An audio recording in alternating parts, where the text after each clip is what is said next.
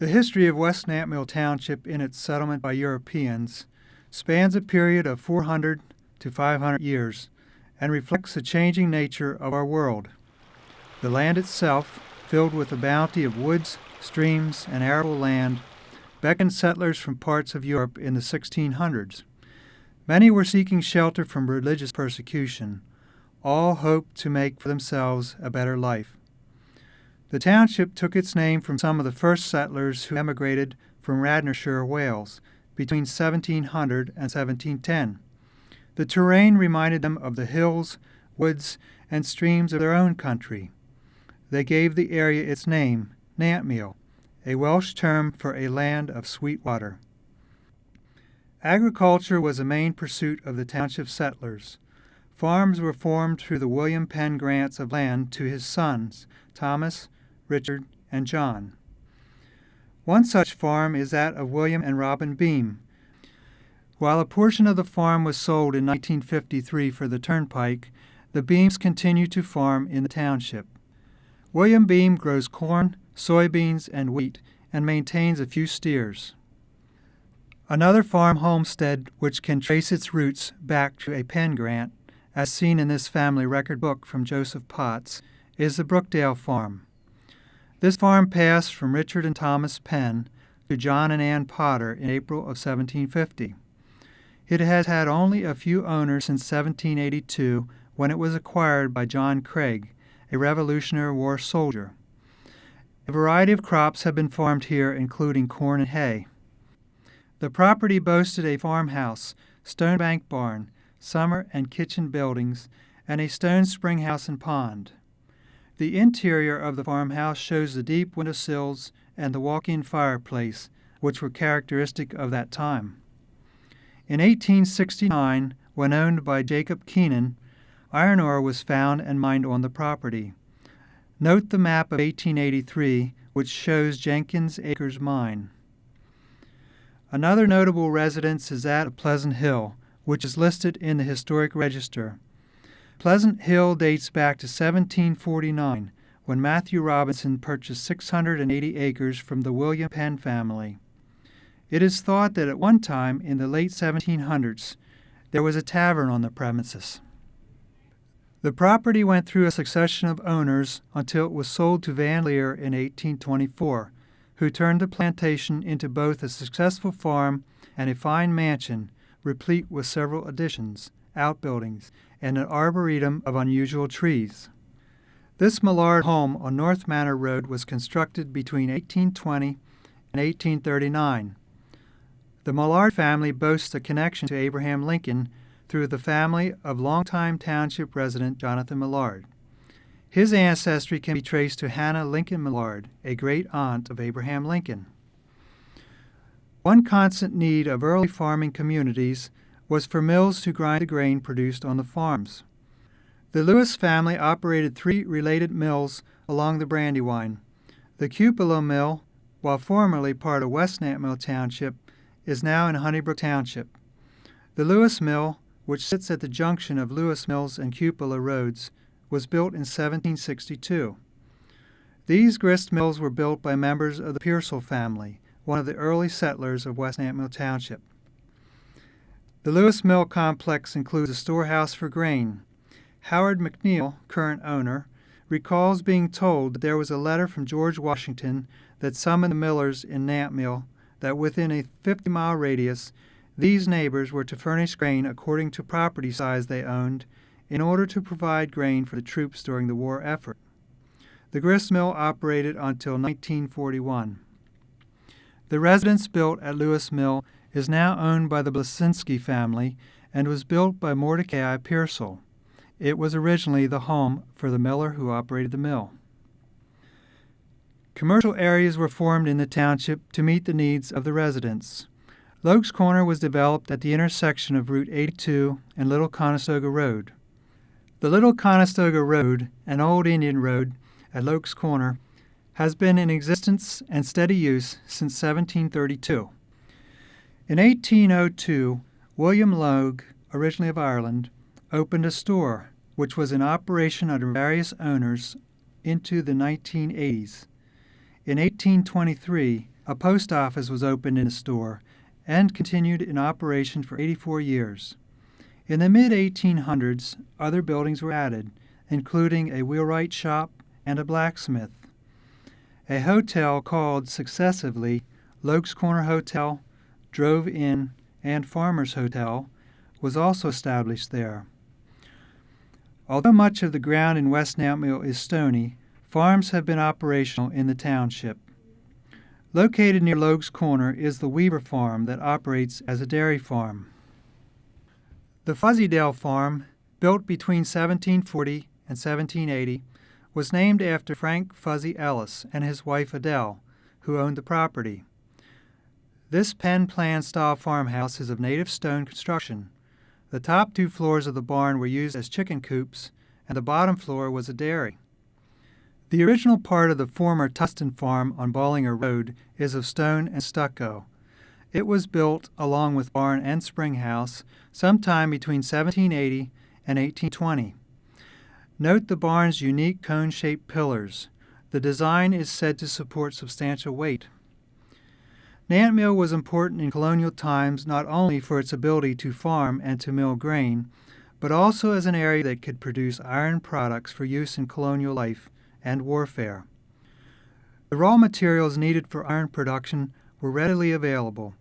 Most iron ore was near the surface and was quarried rather than mined. Hardwoods needed to make the charcoal for stoking the furnace were available in the plentiful forests of Pennsylvania. Rebecca Furnace was established by Mordecai Pearsall along the Brandywine in 1764. Although no trace of this early furnace remains, its likely location was across from the Cupola Mill. Later, the Cupola Post Office was located here. A notable landmark in the township, now on the National Historic Register, is a furnace built between 1830 and 1835. The furnace is located on Ballinger Road near what is now called Wybrook, where Perkins Run empties into the Brandywine Creek. Originally owned by Henry Potts, David Potts, and John P. Rutter, the furnace was named Isabella, after the wife of Henry Potts, the senior partner. The Potts, who have played such a large role in ironmaking and in Pennsylvania, were descendants of Thomas Potts, who came from Wales in 1690. The furnace had a succession of owners until 1880, when Joseph D. Potts, after making his fortune in western Pennsylvania, returned to West Nantmeal, bought the property, and began operation of Isabella Furnace. The furnace produced pig iron with ore quarried at mines near the furnace, as well as from a site near Morgantown, PA. They also used ore from ship's ballast carted to the site from Philadelphia. Lumber from Elk and McKean counties was transported first by mules and later by freight to provide fuel for the furnace operation. Joseph's father, David, a previous owner of the furnace, had gone bankrupt in his attempt to operate it. Joseph Potts hoped to make the Isabella furnace a profitable and welcome industry to the community. However, the endeavor proved most difficult. Troubles included financial difficulties, chilled furnaces, and in late June of 1888, a devastating fire. A newspaper account from the time described the incident. This morning, through an accident, the particulars of which we have been unable to learn, the furnace at Isabella blew out. The light was seen for many miles around. 2 charcoal houses and 1 ore house were lost in the fire. The Isabella furnace was in operation from 1834 to April of 1894. The remains of the stack, which in 1886 was increased from 32 to 60 feet, can still be seen, and former and current owners have restored the surrounding buildings. During World War II, with a great need for scrap iron, much of the furnace was dismantled and sold off. Many of the homes built in the center of West Nantmeal Township during this period were related to the activity of ironmaking. The ironmaster's house at the junction of Creek and Ballinger Roads was constructed sometime between 1820 and 1860, although a smaller core house probably dates back to the 1700s. Before the construction of the Potts family home, Langoma, William Potts' office was located here. Reportedly, This was also the birthplace of noted architect Charles McKim, who is listed as being born at Isabella Furnace. This house, like many other homes in the 19th century, was formerly stuccoed, a common building practice to preserve the stone, particularly on the weather sides of a building. Adjacent to the ironmaster's house on Creek Road, almost hidden by the foliage in spring and summer, is a small house built in 1785. Further down Bollinger Road is the Fisher House. The original house was built in the early 1730s and has since been expanded with materials from other older homes. The left side of the residence is the original stone. In the 1970s, Elmer Fisher added to the right side of the house. He has been responsible for its restoration and construction, as well as for that of several of the other historic homes in this area. On part of Fisher's property situated on Perkins Run are the remains of a small grist mill, originally operated by the Lewis family. Across the road is a stone house built in 1790. Adjacent is another home thought to have housed at various times an ironmaster and a blacksmith. It was built sometime between 1820 and 1860. Most of these homes attest to the fact that the furnace, its operating family and workers, made up a self-sustaining community. After the closing of the furnace, William Potts employed some of the workers to build stone walls around the Potts family properties. The wall building continued for a period of about 20 years. These workers became quite skilled in laying what was known as dry or mortarless stone walls. At times, the workers were referred to as the no-sweat gang, since they were not told how much stone to lay in a day. Their homes were congregated in an area known as Slidertown, named for one of the resident families. Maps of the time show Slidertown, an area thought to have 9 homes and 2 wells, to have been located near the intersections of Bollinger and Woods Roads. Possibly the roads ran somewhat differently at that time. Stone remains of the wells and stone remains of the goat pens that the families built can still be seen. In 1890, Joseph D. Potts began construction of the Potts family home. Langoma, a Native American word with the connotations of friendship and homestead, was the name given to the mansion and eventually to the Potts estate. The name Langoma can be seen inscribed on the pillars that mark the drive up to the mansion. Langoma, even as depicted in this 1890 sketch for an ice house to be built, can only evoke thoughts of fairy tales. Rapunzel might have hung her hair down from this water tower. A block on the side of the tower operated as a float and moved up and down with the level of the water. The Cunard red tile roof, heavy stone walls, stained glass windows, and Gothic highlights instantly transport one to an earlier and different time and place. Designed by Theophilus Parsons Chandler, the Langoma mansion was modeled after medieval castles in France and Germany. Most of the rough construction was done by G. Warren Pearsall. Stone was quarried in a mine 5 miles away at Welsh Mountain in Honeybrook and was transported by mule team to the construction site. Local contractors built the French tile roof and the interior of the mansion. The original house was completed in 1894. Estimated costs of construction varied in newspaper accounts of the time, ranging from $140,000 to over $1 million. In the ensuing years, there have been several additions and renovations. The supporting arches in the cellar are constructed of stone. Lore has it that locking doors were installed to form cells to house overnight prisoners in transit to the state capitol.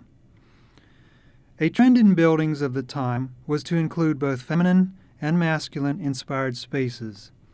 The west sitting room has pink-toned marble for the fireplace and columns, and beautiful stained glass with floral motif. The sitting room on the east side is in cool gray-white mottled tones, and more angular structure and fixtures. The mansion, with its beautiful woodwork, winding staircase, and numerous stained glass windows, is a building like no other in West Nantmeal. It has a total of 67 rooms, 183 windows, 22 bathrooms, and over 20 fireplaces. Many of the original chandeliers are still hanging but have been converted from gas to electricity. Some of the ceilings are painted in rich tones, and others have raised motifs. Over a pink marble fireplace is the Potts family motto, In vinculus etiam audax. Roughly translated, it means, though in chains still bold. Possibly the motto goes back several centuries to before the time when the Potts family immigrated to England from Germany. Originally, the mansion was designed to house two separate families, one on each side, but the dividing wall in the middle of the long formal dining room has been removed. The dining room floor still has its original parquet oak with walnut trim. The windows have inlaid shutters, and around the room's walls is a gilded plaster frieze in a leaf pattern. Adjacent to the dining room is a circular conservatory. The mansion, now owned by the Daughters of St. Mary's of Providence, at one time was a home for mentally disadvantaged girls. It currently functions as a retreat house and as apartments for the elderly. For a brief period in the 1940s, the mansion and surrounding Langoma area was owned by the Blois brothers of New York, who hoped to form a community centered around both agricultural and textile interests. Homes built near the factory on Creek Road were built in this time period for the workers in the clothing factory.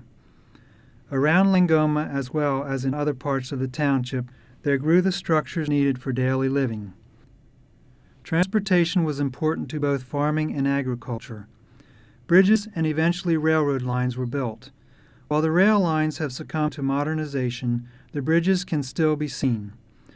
The Wybrook Bridge, situated where Perkins Run flows into the Brandywine, was constructed in 1888 with 3 arches, a somewhat rare construction. Close by, at the intersection of New, Ballinger, and Wybrook Roads, is a Rose Cottage Bridge. It was built in 1914, as was the Ballinger Bridge further down the road. A covered wooden bridge that succumbed to ruin in the 1950s was in the village of Barnston. Named after Oliver W. Barnes, an engineer who laid miles of track between Honeybrook and Downingtown for the D&L Railroad, Barnston Village at one time had its own post office, store, creamery, blacksmith shop, wheelwright, and weaver. A store was still in operation there in the 1980s. The hilly property on Barnston Road, 1760 to 1800, is one of the older residences in the area. The D&L, or the Downingtown and Lancaster Railroad, ran from Downingtown to the Wybrook Station near the confluence of Perkins Run and the Brandywine.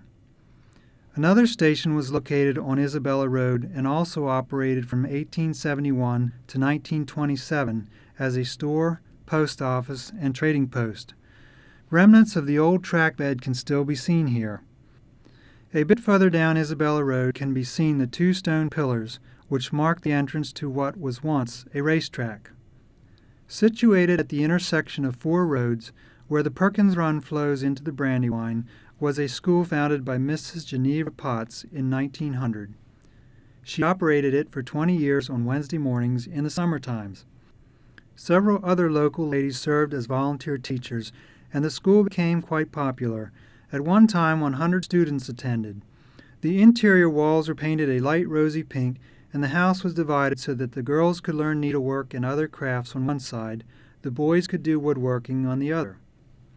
To the west of the Rose Cottage is the Head House. Mr. Head was a chemist employed at Isabella Furnace. This house was also built by Warren Pearsall. While the Rose Cottage was a volunteer crafts school, public education was conducted at a few other schools. Nearby is the Franklin School, which Colonel Joseph Potts had constructed in 1887. It served as a school and later as a meeting hall for the Wybrook Grange, number 1306. Schools in the township in the 1800s and early 1900s were small and cooperative efforts. Allen's School, later called the Central School, is now the West Nantmeal Township building on Manor Road.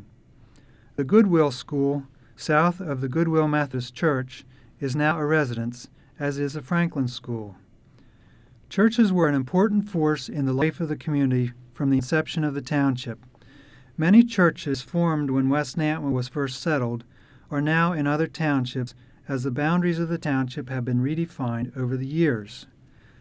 The Goodwill Methodist Church built in 1832 near the Little Conestoga Road, is still active.